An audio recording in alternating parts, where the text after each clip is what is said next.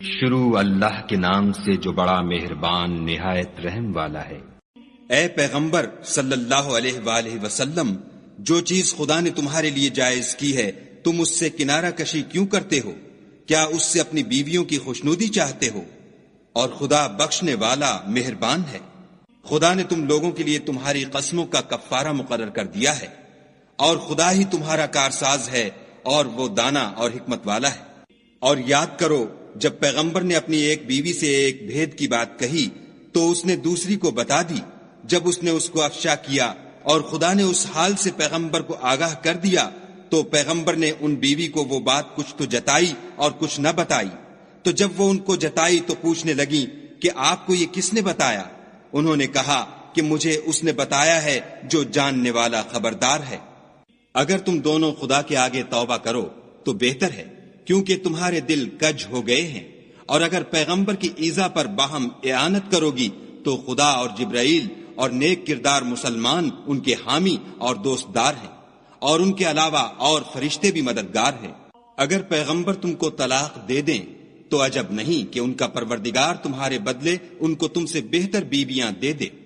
مسلمان، صاحب ایمان، فرما بردار، توبہ کرنے والیاں، عبادت گزار، روزہ رکھنے والیاں، بن شوہر اور کماریاں۔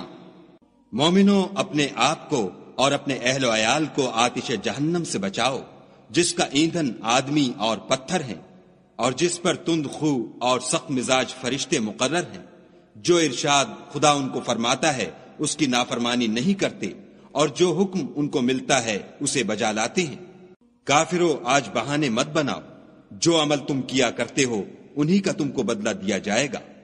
مومنوں، خدا کے آگے صاف دل سے توبہ کرو، امید ہے کہ وہ تمہارے گناہ تم سے دور کر دے گا، اور تم کو باغ ہائے بہشت میں جن کے نیچے نہریں بہ رہی ہیں داخل کرے گا۔ اس دن خدا پیغمبر کو اور ان لوگوں کو جو ان کے ساتھ ایمان لائے ہیں رسوا نہیں کرے گا، بلکہ ان کا نور ایمان ان کے آگے اور داہنی طرف روشنی کرتا ہوا چل رہا ہوگا، اور وہ خدا سے التجا کریں گے کہ اے پروردگار، ہمارا نور ہمارے لیے پورا کر اور ہمیں معاف فرما، بے شک خدا ہر چیز پر قادر ہے۔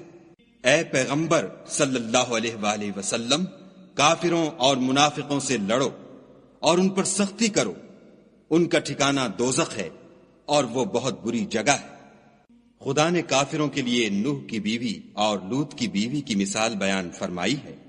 دونوں ہمارے دو نیک بندوں کے گھر میں تھیں، اور دونوں نے ان کی خیانت کی، تو وہ خدا کے مقابلے میں ان عورتوں کے کچھ بھی کام نہ آئے، اور ان کو حکم دیا گیا کہ اور داخل ہونے والوں کے ساتھ تم بھی دوزخ میں داخل ہو جاؤ۔ اور مومنوں کے لیے ایک مثال تو فرعون کی بیوی کی بیان فرمائی کہ اس نے خدا سے التجا کی کہ اے میرے پروردگار، میرے لیے بہشت میں اپنے پاس ایک گھر بنا، اور مجھے فرعون اور اس کے اعمال زشت معال سے نجات بخش، اور ظالم لوگوں کے ہاتھ سے مجھ کو مخلصی عطا فرما۔ اور دوسری عمران کی بیٹی مریم کی، جنہوں نے اپنی شرمگاہ کو محفوظ رکھا تو ہم نے اس میں اپنی روح پھونک دی، اور وہ اپنے پروردگار کے کلام اور اس کی کتابوں کو برحق سمجھتی تھی اور فرما برداروں میں سے تھی۔